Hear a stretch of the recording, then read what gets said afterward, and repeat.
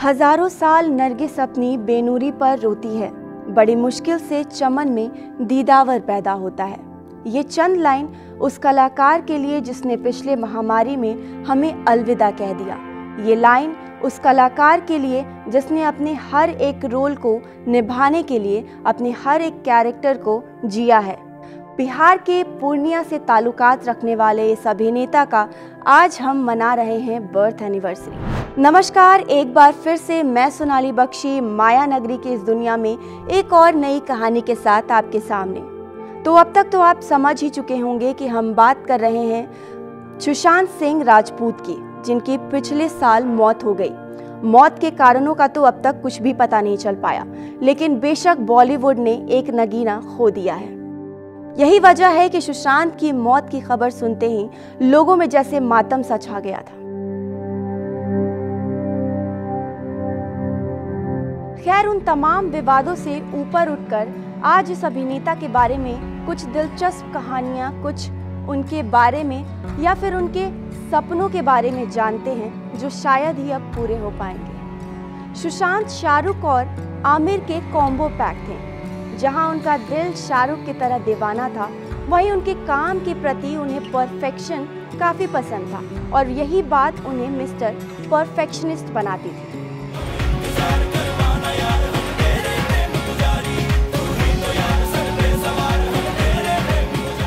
सुशांत सिंह राजपूत की आखिरी फिल्म दिल बेचारा अभी कुछ समय पहले ही OTT प्लेटफॉर्म पर रिलीज हुई है और दर्शकों को वो बेहद पसंद आई है।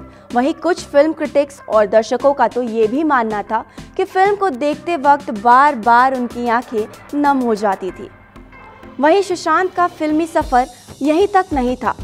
फिल्म निर्देशक संजय पूरन सिंह के साथ उनकी एक फिल्म चंदा मामा दूर के आने वाली है, जो स्पेस टेक्नोलॉजी पर आधारित है।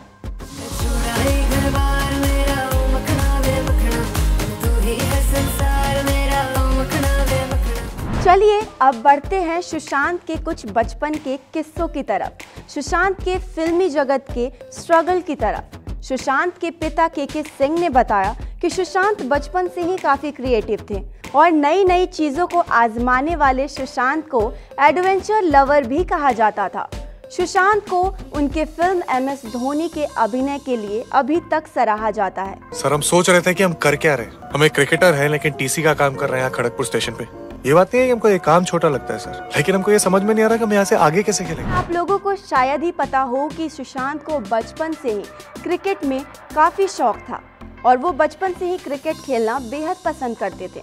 अभिनेता बनने के बाद भी सुशांत जब अपने पैतृक गांव पहुंचते थे तो वहां गांव के बच्चों के साथ, गांव के लड़कों के साथ क्रिकेट खेलने का लुत्फ जरूर उठाते थे।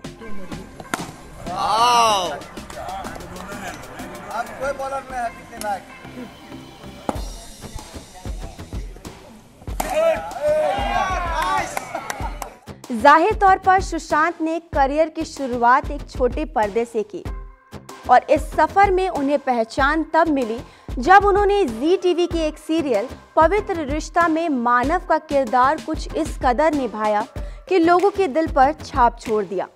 वहीं उनकी गर्लफ्रेंड अंकिता लोखंडे भी मिली, लेकिन टीवी सीरियल का ये सफर ज्यादा दिन तक चल नहीं पाया।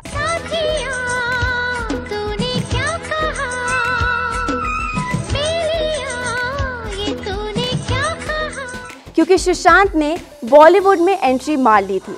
फिल्म काय पोचे से उन्होंने अपने फिल्मी जगत की शुरुआत की और इसके बाद ही उन्हें एक ब्राइट फ्यूचर, एक ब्राइट एक्टर के तौर पर शुमार कर लिया गया था। मेरे सिक्कों की छनछन से मेरे हवा की कीमत कम हो रही है बका।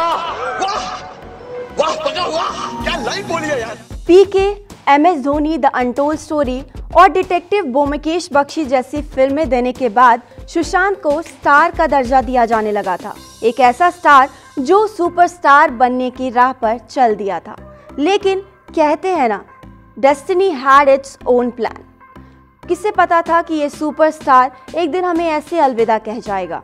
बॉलीवुड और बिहार के माटी के इस लाल को आज पूरी दुनिया याद कर रही है। शायद इसीलिए सुशांत आज सबके दिलों में जिंदा हैं। तो फिर मैं आपसे मिलती हूँ माया नगरी के अगली स्टोरी में एक नई कहानी के साथ। तब तक के लिए अलविदा दोस्तों।